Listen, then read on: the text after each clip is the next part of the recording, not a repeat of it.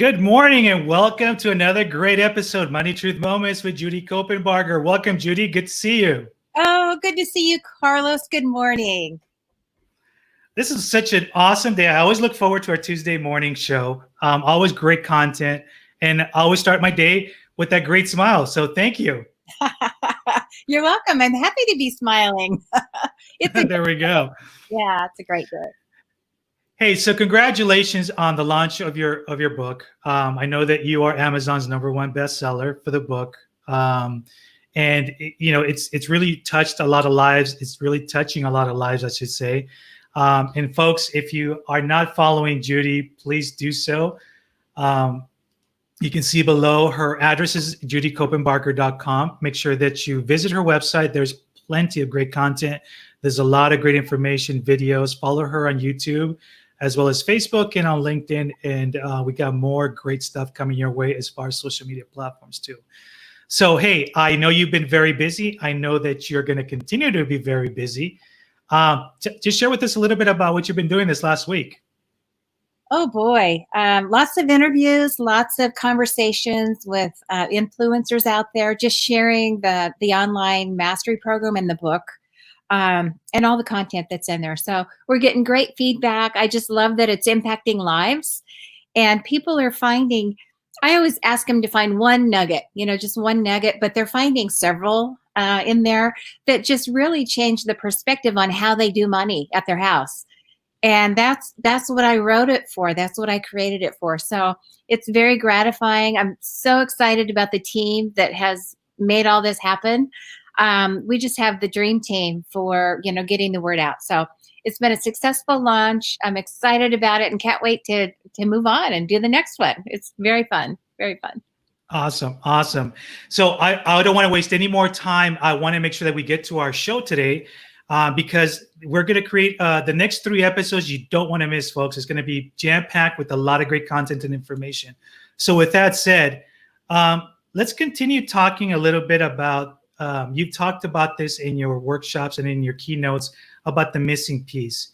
And right now, one of the questions I have is, how do we get that money piece right, especially in these times? Well, it depends on who you are. It's going to be a different money piece, a money truth, if you're a student as opposed to someone who's a retiree. It's going to be different if you own a business or if you work for a company. So the missing piece, it just depends on who you are. So for example, if you're a business owner, the small business owners, the ones that really did well in this season of transition, and we're open, now we're closed, now we're open, now we're closed, that whole boomerang thing. The ones that did well are the ones that really were prepared with capitalization. So they had money available or a line of credit available where they could get their hands on money to see them through. Whether it was creating a new product or a new way to distribute a product that they had, like restaurants were all of a sudden delivering boxes of milk and toilet paper. I mean, it was so neat to watch the innovation. But the people that had the money to do it, to go out and buy the supplies or to hire the people to scale for the new business that was happening, they did really well. So that's an example of a business owner really getting money right. I think the students that got money right are the ones that, again, they had saved, but they're thinking about how are they going to do school. This is like college students, right? Not third graders. Yeah, and actually, I can give you some specifics, and I'm glad you're bringing up. The businesses you're talking about now. We're moving on to graduates, which is another great point too. Yeah. Oh, yeah. Well, graduates. Well, and even people that haven't graduated yet, but they're trying to figure out, are we doing job interviews right now? Is it going to be a year before I can do that? Everything I've prepared for the last number of years and studied for, is there even going to be a place for me to go? And the answer is yes. Actually, the answer is whatever you think, you're right. If you believe it's not possible to find work right now, you're right. If you believe it's totally possible, you're right. Right? It's a lot of the mindset thing. So there absolutely are jobs. There are companies that are hiring like crazy, trying to scale for all the new innovation on all the new business lines that have come up. So there's plenty of work, even if you're studying psychology, even if you're a new vet, even if you're whatever, there are jobs. And if you don't find one you like, make one. What happened to the entrepreneurial spirit? So there definitely is work. There definitely is opportunity. It's just going out and getting it. So I think the students that are finding a way to do that, the ones that are still in school, the online thing, that frees up a whole bunch of time and money to go do something else and have kind of a side shtick that you do, find a way Mhm. to get money or to help other people get money. And that's one And thing. Go ahead. no, I'm sorry. You talked about that with, and I know you're going to touch on this, but I was going to talk about a little bit if you can let us know about the money piece for entrepreneurs as well too. And I know you were getting to that. Oh yeah. Oh my goodness. Yeah. So for entrepreneurs, it's a matter of putting the money where the funnel is. So entrepreneurs, you're thinking startup business, probably on the smaller side, maybe not quite 250,000 or 500,000 yet, maybe only 20,000, Mhm. whatever. It's a startup business. You've got to get eyes. You've got to get people to see what you're doing. So that's part of that capitalization I talked about for small business. But it's about being smart with the funnels. There's so many ways with SEO. There's so many ways to boost the views that come to your funnel, whether you're selling tea bags or you're selling sports shoes. It doesn't matter what you're selling. Maybe you're selling coaching services. A lot of people are doing that now because people have time to learn and grow. Right. But it's about using the money and the time wisely to get that funnel, to get the right people, your ideal clients, to know that you're there. People are looking for whatever it is you have, whatever service you have, whatever marketing goods you're marketing. People are looking for you. You've got to find the people that are looking for you and put your time and your effort and your team and your money there. So it doesn't have to cost a lot. It just needs to be the right vehicle for the people to find you. And then they have an opportunity to engage with you. And then, that's how you make your profit. So did I answer your question about No, entrepreneur? absolutely. No, absolutely. And I actually want to also go back a little bit. You talked about also new businesses. So how do we get the money piece right? Let's say even during these times when a business has to start over. So what do we need to do to get it right?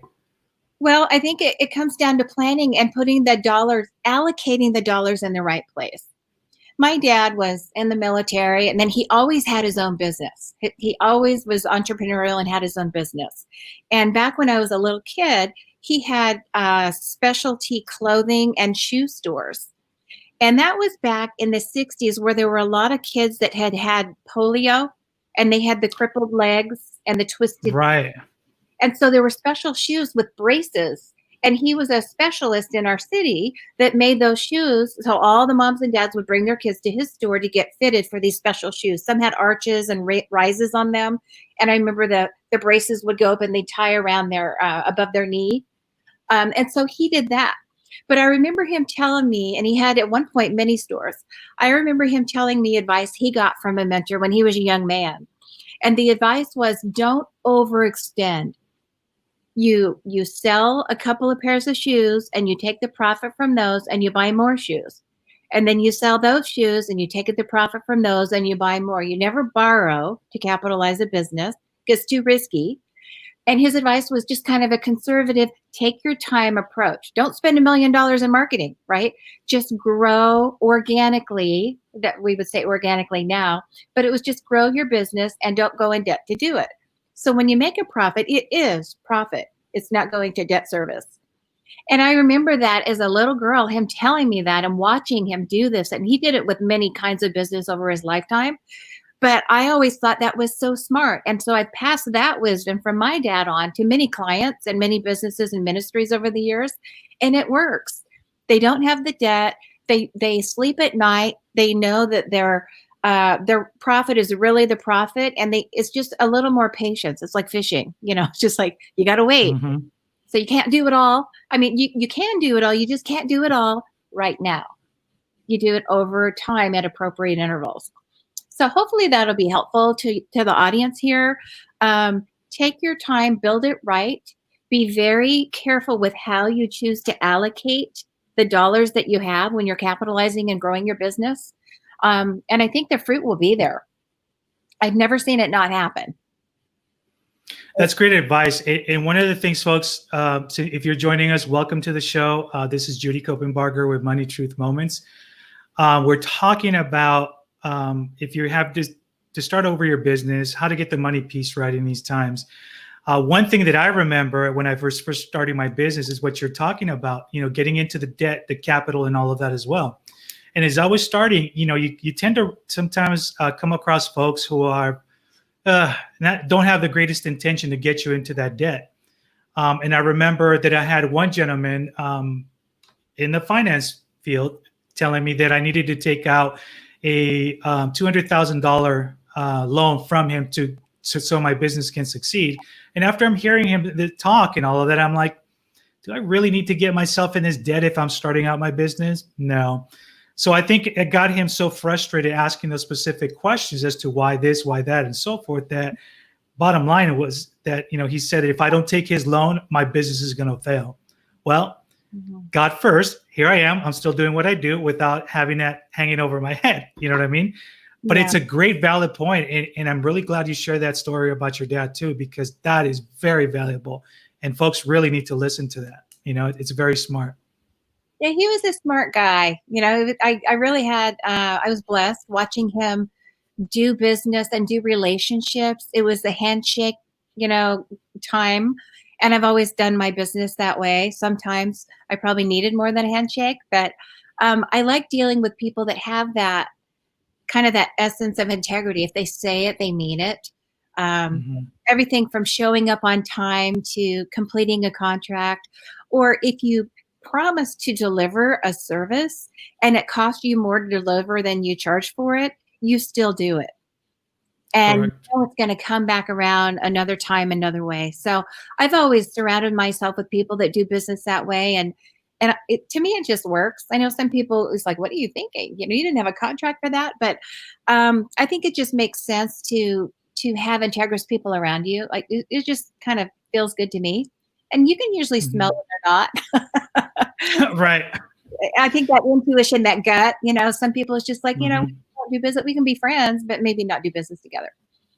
So, and that's one of the things, that's another quality that I've really come to admire about you over the time that we spent talking about just what a servant heart you have to help people too. And I think that's very valuable. And we need more folks like you in our, around us, periods, to kind of guide us. It's why I believe you're called the money guide for that too. It's just, you're giving folks true advice. There's no second intentions with it. And I think that's what resonates with a lot of people. We're in crazy times, and it's always good to know that there are folks out there who have a great servant heart, really always willing to help people. No strings attached. If you can help someone, why not? And that describes you to a T. So I'm very happy and blessed to have gotten to know you on this journey and continue to learn from you in that respect. So thank you. Well, I appreciate that. And I've had great people around me that have mentored me that way. The people that I see, even my age or older, and I've watched their lives, and their life is full and it's wonderful, and they have adventure and romance, and they have great relationships and all of that. And I want to do what they did to get what they've got. And so I think I had the foresight, as a young woman, to watch people ahead of me and not do the stuff that people that don't have what I want have. Right. And then to do this stuff, follow the activities of the people that are where I want to be. Just, let them be the trailblazers and do more of what they're doing. And a lot of that is that kind of generosity part, like giving back. It always comes back. It feels good anyway, but it always comes back. You'll go out of your way to help someone, and then there's something that happens in that relationship. You're introduced to someone, or something happens. It's just like, where did that come from? It's like, oh yeah, it was that time that I reached out. So it's always served me well. And I think everyone, when they get out of their own interest, even in a time like this, for the audience that might be viewing later, we're in the middle of the COVID-19 thing, 2020. And the people that are able to get out of their own pain, get out of their own stress, and help other people, even, help the old lady across the street, whatever it is, give away something, clean out your garage and bless other people with your junk, whatever it is, when you reach outside of yourself in any time and help other people, it's just like a fuller life. Like it's I don't know how to explain it. It's kind of like everything's amplified. All the good stuff gets amplified Mhm. when you do that. So No, I've you're absolutely right. watched people do that, and I've tried to do that in my life. And I appreciate that you're acknowledging that. But it's not just a servant's heart, like I want to serve everybody. I just want everybody's life to be a little bit better because I was in it. That feels good to me. It feels like I'm doing what I'm supposed to do when people get something or learn something or have something, or even if it's a perspective, or your hair looks nice, whatever. If it Mhm. elevates them because I was there, I feel like that's a really good footprint to leave. So I try to do that every Yeah, day. you're being a blessing to others. It's something that I preach a lot about is if you can be a blessing or be kind to someone today, do it. It's something that I'm instilling my son every day when he goes to school, and the same thing too. But it's giving back. I think that's the key. So I want to get back though before I get a little bit more sidetracked, because I know this we could set up a whole show on that as well too. A lot of experience and things that we've gone through. But we've talked about entrepreneurs getting the money piece right in these times. We've talked about graduates, new business owners, as well as those businesses that had to start over again. I want to talk about just two more things, and one is if we're retiring, how do we get that money piece right in these times? Ooh, well, it's about preparation again. And if you're retiring, have you done the preparation? So sometimes it's about using what you have and just allocating it properly. And that comes down to goals. A few weeks ago, our challenge was around goals, setting proper goals. And I think if husband and wife, if they're married and retired, if they can come together and be very specific about how they want to allocate their money, how much do we really want to give away? Do we want to start, divesting our estate and giving it to the kids, or can we afford to do that? Do we want to have a second home or a vacation home? Or do we want to have maybe an account that every year we draw from to take vacations or take that, emergency cruise, or something like that? Do we want Mhm. to replace our cars every 2 years or 5 years or 15 years? And just getting that clarity and that collaboration on exactly how they want to allocate the money that they have. Because for many retirees, now their income is going to be set. Before they could have a business and maybe they could raise their income or have a second job, or they were both working where they could always get more money. And when you think about retirement, for a lot of people that means I'll still be active, but I might not necessarily get dollars for my activities. My Right. money now is doing the work. I'm not going to go do the work. And so when that happens, you got, rental income from properties, and you've got, social security for some people, pensions for people, investment income that they've created. So you got to pull all that together and take a look at it, and then decide, if you're married as a couple or a family, how are we going to spend the money? How are we going to allocate it? Is the money going to be spent inside our home or with the outside the family, the children and grandchildren? Is the money going to be spent doing something, humanitarian efforts or charities or causes that we care about? Where's the money going to go now that we have it? So step one is always getting a real good collaborative list of what that is. And sometimes having a planner helps bring that clarity. That's part of what I do. But just being really clear moving forward, what are we going to need it for? And then do we have enough of that money to last enough of that time? So maybe it's sustainable for 8 years. Then what? We're going to go, Right. push a cart somewhere and try to cover the insurance Right. payment. So, you want it to be sustainable. I always talk about sustainability, not just of the planet, but of our economics, in our family. So I would say that would be important. Clarity of the goals, allocation, having a plan. How long does it need to last? Some people think, well, I just want it to last till I'm 100. Well, what is it? Is that 20,000 a year, 40,000 a year, 80,000 a year? When you figure the ROI, how much your money is going to be earning and what inflation's going to do, 20,000 now isn't going to feel the same in 20 years, the same $20,000 Right. because of inflation. And what's that? So that's where sometimes a planning expert, a strategic strategist can help with the financial numbers. If you need 50,000 now, what really are you going to need over the course of the next 40 years? What's that number? So, a lot of times we'll say, what's your number, for each goal?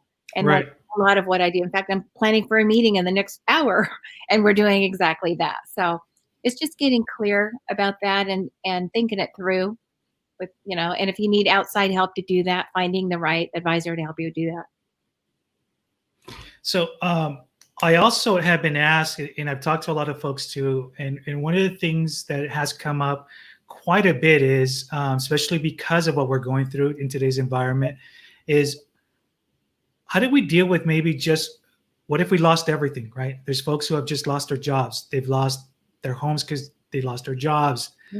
So if we had to start our money life over, what would you say to those folks? Hope and intention. Hope and intention. So hope, you've got to believe, like I talked about mindset earlier, with the students. Right. You got to believe it's possible. There are people that have done a lot more with a lot less than whatever you're going through, I promise. Just believing it's possible, having that hope that just, it's like that little light inside, when it's all dark, and that little light inside that just kind of spreads. And then intention. So you might have built whatever you had before the implosion. And sometimes people implode several times. It's not, no shame around it, no guilt around it. Sometimes it happens through no fault of your own that you're starting over. So being intentional this time sometimes is news for people that you can, because usually we accumulate what we have by accident. It's like, oh, I fell into that job, or I got hired over there, or all of a sudden there's an inheritance, or I sold a property, or oops, the stock blew up in a good way. So you end up kind of acquiring all these things. It wasn't really that intentional. Not everybody is a planner. So what I would say, if you're doing a do-over, if this is a reboot or a restart for you, be intentional. In 2 years, where do I want to be? What will my income be? What will my savings accounts look like? How much do I want to have invested to create an income later? What exactly will that look like in 2 years, 3 years, 5 years, 10 years, 20 years if you're a young person? So being intentional about that, having the mindset right, the hope, and then being intentional about what activities you're doing, I think will make a big difference. When we're not intentional, you might earn money, but it poofs. Like, where did it go? Because you didn't have it earmarked for a specific goal or purpose. So the intent has a lot to do with it. So that's what I would say to someone starting over. And I say that frequently, actually, to people. Just, you can do it. What will you do? No, and that's great. And I appreciate you sharing that, which actually is a great segue into our weekly challenge. So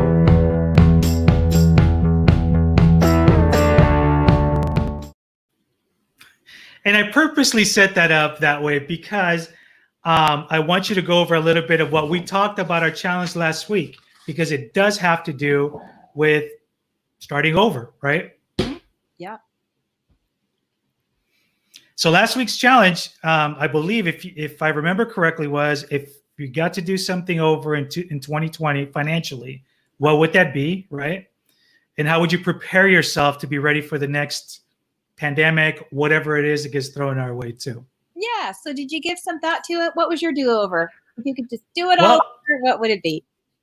What I thought about first was going back to the future, right? If I could be Marty and go back, I'd be like, forget 2020, man. Skip that whole year and move forward, right?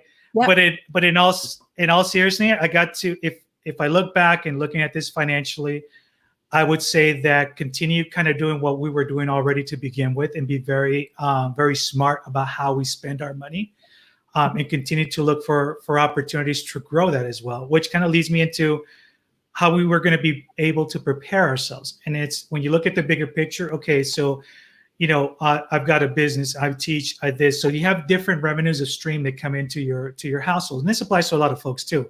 So how do we keep those streams coming in?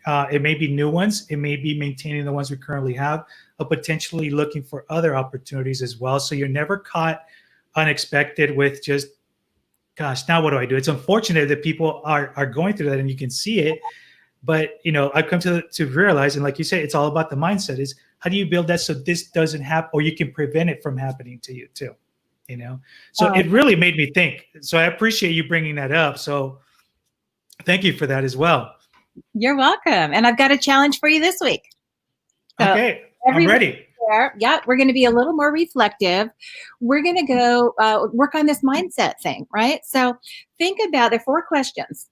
So might take a pen and paper if you need to go run and get a pen and paper. I think it's worth the time to do this.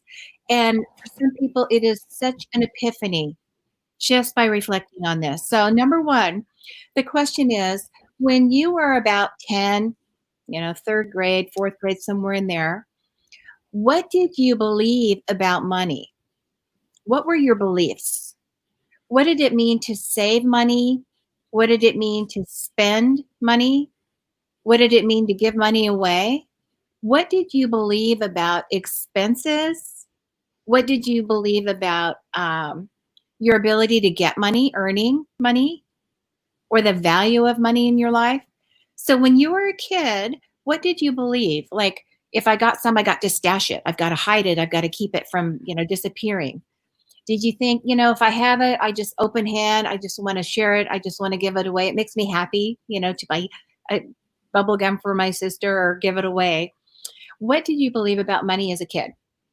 And then think about number 2, what were the adults in your life sharing about money?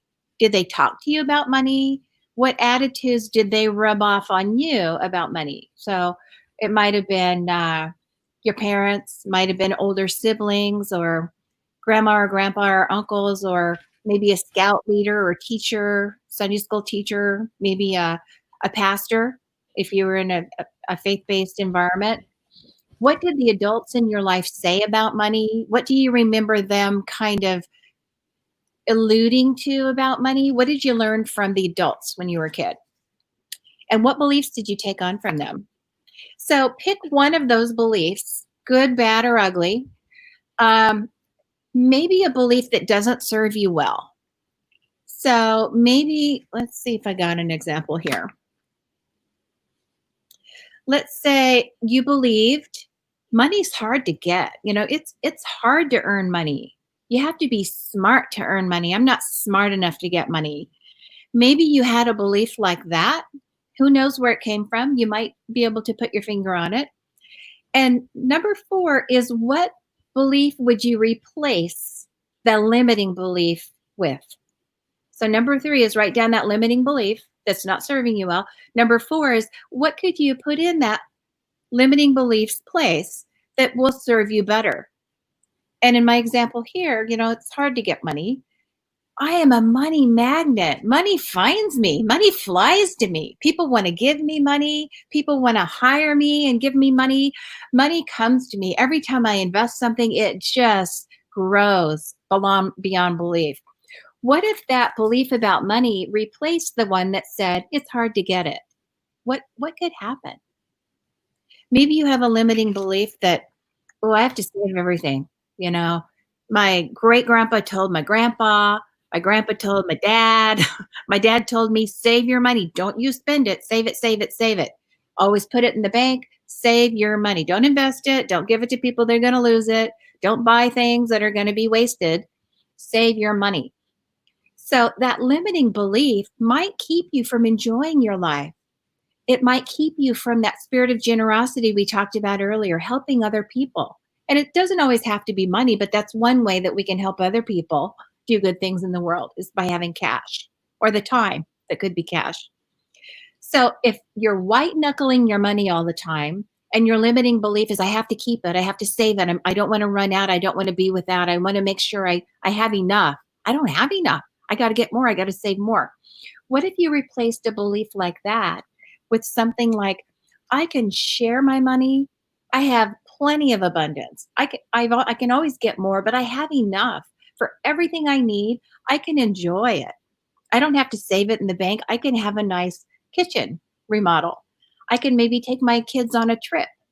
I don't have to only save. I can actually buy a new jacket. It doesn't have holes in it because I have the money. Now I can use it. I can share it with other people and make a difference out in the world. So what if you replaced the belief of I have to save everything with I have enough and I can share it.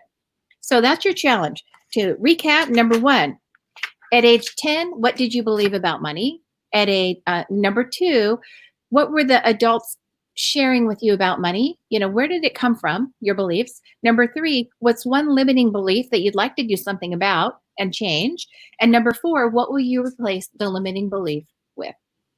There's your challenge for the week. I can't wait to hear what you guys come up with. No, that is another great challenge. So I appreciate you sharing that with us. I know it's going to give me a lot of time to really think about this as well too, because as you're talking about it, it's just bringing in some additional thoughts about what you're asking specifically. So this is totally great. Wonderful. And the categories are earning, spending, saving, managing, giving. So you might reflect on those 5 categories as you're thinking about what attitude you have in those areas. It's going to be fun. Yes, it is. And so, folks, if you are just joining us, we are at the end of our show. Please watch the replay, share it out with your friends as well. If you're not following Judy, please do so. Her website is judycopenbarger.com. Please make sure that you visit the website. There's a lot of wealth of information there, videos, a lot of good stuff. You really need to visit that. And actually, before we go, can you please talk a little bit about your finance program that you have on your website, please? Yeah. Money, Truth, and Life online mastery program.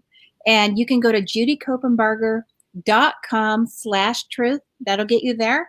Or you can just go to judycopenbarger.com and find your way. I'm all over social media. So that is an online course that takes you through all the 5 pillars of finance. You get a basic education. You get real life stories from people that did it well and didn't do it well, and kind of the consequences of both. It goes through the legal, everything about trusts and entities and LLCs and LLPs and all that. It goes through the investments, the bears and the bulls, and what's a stock and what's a bond and what's a mutual fund. It goes through 401ks and deferred comp plans. It goes through all the insurances, every kind of insurance on the planet, which ones you should have and how much, if any. And then it goes through the taxation. And taxation is a big one. There's so many ways that we are taxed. And if you like to pay taxes, you'll know how you can pay more. And if you don't like to pay them, you'll learn how you can either mitigate that tax bill or at least significantly reduce it. And it's not just income tax. There's a lot of taxes that apply, dozens every day that apply to you. So how to get a handle on that. So the course goes through all of that. It gives you a basic knowledge and then some, and then it helps you navigate at your house how to do money right. You were asking about how do we reset? How do we reboot? What do we do? It'll give you the answer at your house because it's not the same for everyone what you do. The activities you choose should be in alignment with your goals and values, and we're all in a different place. So it'll help you have that first awareness of what could I do, and then you can determine what should I do, and then how to take the activities forward. There's templates and worksheets and tools that you need if you want to do it yourself. If you want to hire a planner, do that. But if you want to do it yourself and get a good handle on it at home, it's everything you need to do that. So that course is out there. It's reasonably priced, and I really want you guys to have it. In fact, I think, do we still have the special going, Carlos? The $297? I believe we do. Yeah. I believe we do. And actually put the website below here so you guys can go ahead and go to judycopenbarger.com/truth. Visit it so you can find out more details. Take advantage of the special she's got going on now for sure. Yeah, we've got the pandemic pricing going on. I spoke at a Les Brown event. I spoke at a David Fagan event, Amy Walker. I've been out there with a book promotion, really sharing the word. And so the makers that helped me priced everything for those special events. And I believe they're still priced that way. If they're not, we'll get you a deal. But it's $297. You get a full year access to the Money, Truth, and Life online mastery program. You get the brand new book, Money, Truth, and Life, the companion book that goes with it, signed. It's a first release and bestseller. So you get that. You get access to all the templates, what we call the Greenhouse Toolkit, all the templates and all the worksheets that help you really go through and get it right at your house. So you end up having the right insurance, having the right investments, having the right spending plan. And if you have trouble making the ends meet, there's even a worksheet on, well, how do you make sure the ends meet? Do I earn more? Do I spend less? What do I do to make my life with money more peaceful, and have that freedom show up? So all of that's there. I really want anyone who wants to take their life to the next level financially, whether you make 10,000 a year or 1 million a year, it's the same principles, right? It's the same knowledge you need. So I want to make that available, and I hope you'll take advantage, share it with other people. If you have young adults in your life, get them the right start. I have so many people sit down with me over the years, clients that sit down and say, I wish I met you 20 years ago. It's so simple. I just didn't know. And when you know better, then you can do better. And so that's why the course is there. So I hope people will take advantage of it. And right now it's a deal, so why not? And just get it going. Yeah, and in reality, folks, if you really want to put this in perspective, you spend way more than that on coffee at Starbucks, for something that's going to add more value to your life than more calories to your life, right? For sure. Yeah. Well, maybe you can. Right, that's true. So Judy, thank you so much again. It's been another great Money Truth moment with you. I appreciate all of the great insights, folks. If you're just joining us now, please watch the replay, share it out with your friends. Please make sure that you also, again, visit Judy at judycopenbarger.com. If you want to take advantage of the great offer she's got, it's judycopenbarger.com/truth. And, this is going to be the wrap for the show. We look forward to next week because, like we said, this is the first part of a 3-part additional series that we're talking about specifically about the money piece and how to get it right. So make sure that you share this out, folks. Make sure that you tune in next week, Tuesdays at 8 a.m. So thank you, Judy. Any last words before we go? My pleasure. Take the challenge seriously, right? I want you guys to really think about where your money ideas came from and replace those limiting beliefs with ones that serve you well, and you're going to love it. It's going to make a big difference for you. Have a great week. Awesome. You too. This is Carlos Garcia with Money Truth Moments, and we see you guys next week.